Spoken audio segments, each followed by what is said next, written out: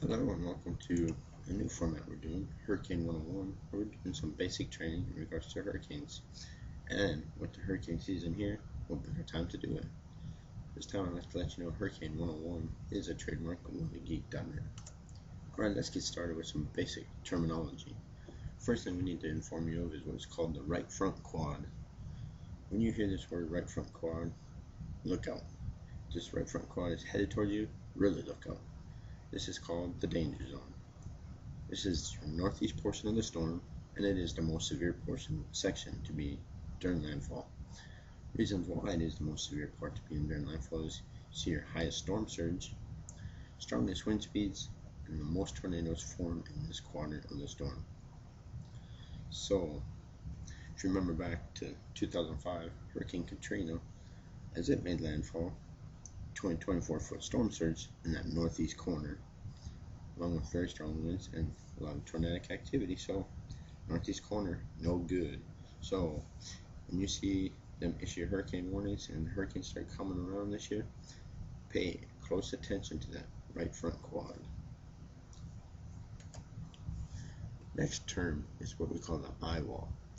This is the quiet zone. Here's a very misleading part of the storm though, as you will tend to see weather conditions improve while the eye wall passes over you. Partly cloudy skies, it'll be like a beautiful day. The moon or the sun will be out depending on what time of the day it is when the eye passes you. However, don't be misled, as the back end of the storm is still going to go over you. When this one comes, it's going to bring more rough weather with it. So remember, that is called your eye wall. Next term we're going to do is what we call the feeder bands.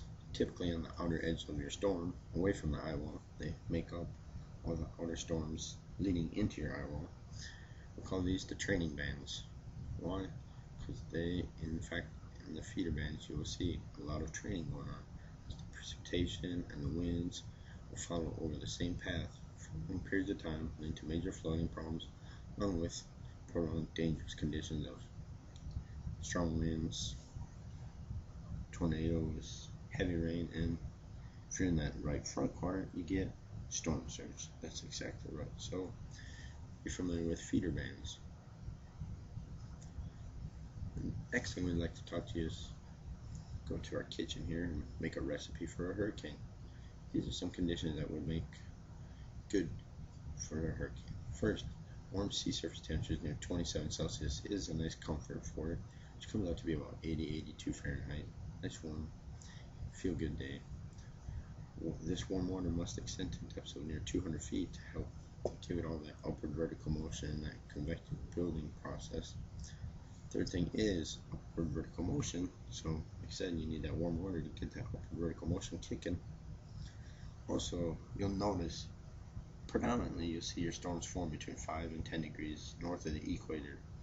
The reason this is what we call minimal Coriolis force influencing the storm. What Coriolis does is causes things to deflect to the right in the northern hemisphere. So we want a little bit of that because it helps make the spin, but not a whole lot of it. As you notice, when your storms start making their way out of this 5 to 10 degrees, they will over time start making a turn to the northeast. The next thing you want is divergence aloft. This divergence aloft supports your upward vertical motion. As you bring that moisture up from the surface, you diverge it out aloft, just like a chimney, just continues to flow through the area.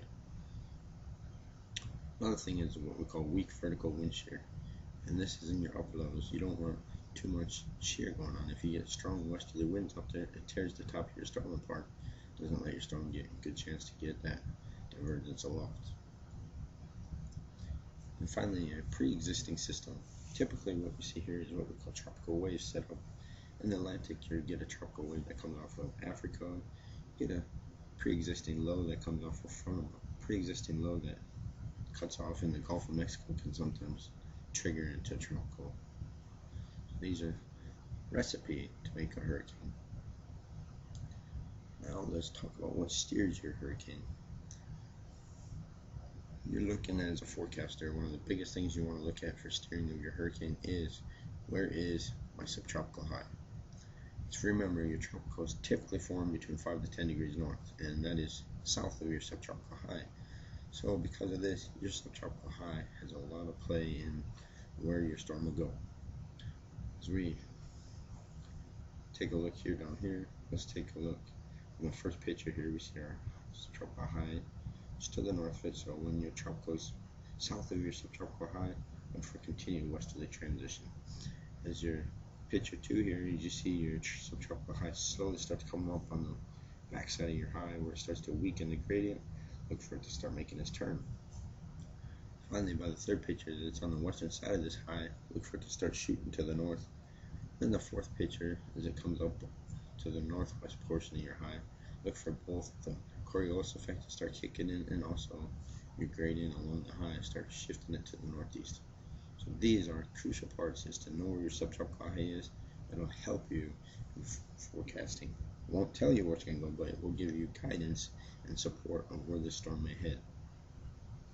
Another thing you need to look at is your low pressures. Where's my low at? Right up along the frontal boundary. If you got a frontal boundary coming through, it's going to pick this thing up and cause it to run right along the frontal boundary. So, some good things to know when you're looking at the tropics. Another thing is your hurricane season.